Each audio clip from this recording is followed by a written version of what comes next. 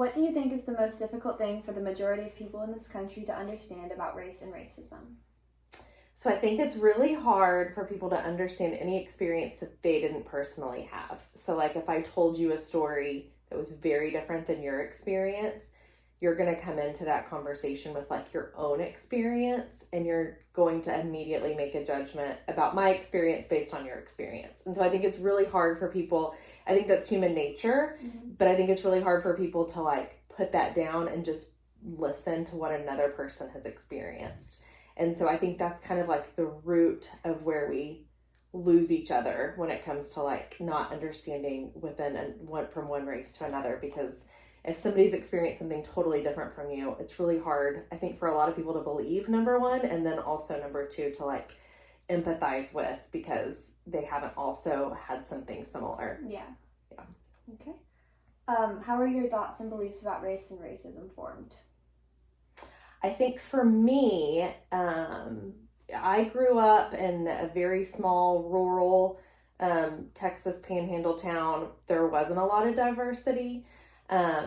But my parents, and also their parents, it was really important to them to like raise us, accepting everybody. And so that was kind of always the narrative in our house. And, so when I was, probably about your age is when a good friend came into our lives, Ruben from Uganda. And so we really got to like watch life through his experiences. And that really was very eye-opening to us, because we had taken him to the airport one time and they searched his bags as if they were certain that he was a criminal. And it was just heartbreaking to us, because none of us had ever had the same kind of search. And so I think when you love somebody that's experiencing it and you see it firsthand, it like brings it all more to life. And so I've always been really grateful that my parents like put us in situations where we had the opportunity to like see other people and how they lived, because I think that it really helped to like open our minds. Or even now, like if I find myself judging something, like I try to remember that, you know what, like I would have never believed how bad the airport would have been for Ruben had I not experienced it. So I think that's human nature, but Definitely. What's one race-based topic that you wish more people talked about or understood?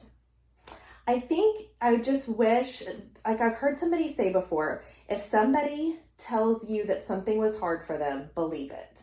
So instead of saying like that, you're blowing that out of proportion. Like you can't speak about somebody else's experiences. So if somebody tells you that they've had an experience that was hard, even if you don't think that that could be true, again, because you're bringing in your own like background, that to like put that aside and believe like what people are telling you. And I really think if we just like listened better as a country, or as people, if we just listened to one another and empathized and supported one another, like whether it's something we've experienced or not, I think that would really help bring everybody together.